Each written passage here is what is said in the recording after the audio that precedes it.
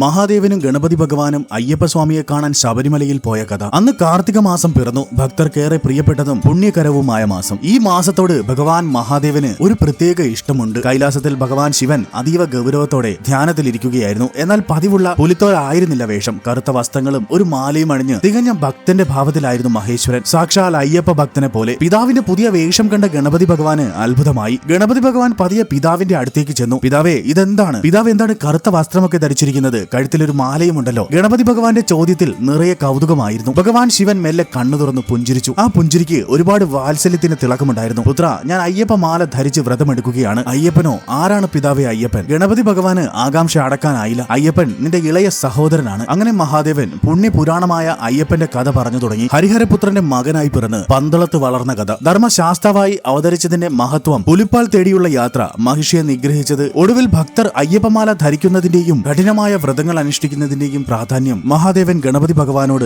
മനോഹരമായി വിവരിച്ചു കൊടുത്തു. എല്ലാം കേട്ടപ്പോൾ ഗണപതി ഭഗവാന്റെ മനസ്സ് നിറഞ്ഞു. അപ്പോൾ എനിക്കൊരു അനുജനുണ്ടല്ലേ? പിതാവ് പോകുന്നത് പോലെ എനിക്കും ഈ മാല ധരിച്ച് വ്രതം അനുഷ്ഠിച്ച് അദ്ദേഹത്തെ പോയി കാണണം. പുത്രന്റെ ആഗ്രഹം കേട്ട് മഹാദേവൻ സന്തോഷിച്ചു. അദ്ദേഹം സ്നേഹത്തോടെ ഗണപതിയെ തലോടിക്കൊണ്ട് പറഞ്ഞു, തീർച്ചയായും പുത്ര, നീ ധർമ്മം മനസ്സിലാക്കി നമുക്ക് ഒരുമിച്ച് പോകാം. സാക്ഷാൽ മഹാദേവൻ തന്നെ ഗുരുസ്വാമിയായി നിന്ന് കൈലാസനാഥന്റെ കൈകളാൽ ഗണപതിയുടെ കഴുത്തിൽ പുണ്യമായ അയ്യപ്പമാല അണിയിച്ചു. അവർ ഇരുവരും ഭക്തിയോടെ വ്രതങ്ങൾ അനുഷ്ഠിച്ചു. പിന്നീട് യാത്രയ്ക്ക് സമയമായി. മഹാദേവനും ഗണപതി ഭഗവാനും ചേർന്ന് ഇരുമുടിക്കെട്ട് ശിരസിലേറ്റി ആ ദിവ്യ യാത്ര തുടർന്നു. ഓരോ ചുവടിലും സ്വാമിയെ ശരണമയ്യപ്പ എന്ന് ഉറക്കെ നാമം ജപിച്ച് കാടും മലയും താണ്ടി കഠിനമായ കുന്നുകൾ കയറി കൈലാസത്തിലെ തണുപ്പിൽ ശീലിച്ച ഗണപതി ഭഗവാന് ഈ യാത്ര ഒരു തപസ്സായി മാറി. ഒടുവിൽ ആ പുണ്യഗിരിയുടെ തിരുസന്നിധിയിലെത്തി. അയ്യപ്പ നാമം ജപിച്ച് അവർ 18 പടികൾ ഓരോന്നായി ചവിട്ടി കയറി. അവിടെ പൊന്നമ്പലമേട്ടിൽ പ്രകാശിക്കുന്ന തിരുസന്നിധിയിൽ അയ്യപ്പസ്വാമി നിലകൊള്ളുന്നു. ആദ്യം ഗണപതിയുടെ കണ്ണുകൾ അയ്യപ്പന്റെ ദിവ്യ രൂപത്തിൽ പതിഞ്ഞു. അനുജന്റെ ആ തേജസ് കണ്ട ഗണപതിയുടെ കണ്ണുകൾ സന്തോഷത്തിൽ നിറഞ്ഞു. തുടർന്ന് ഗണപതി ഭഗവാൻ ഉറക്കെ ആ ശരണം വിളിച്ചു, സ്വാമിയെ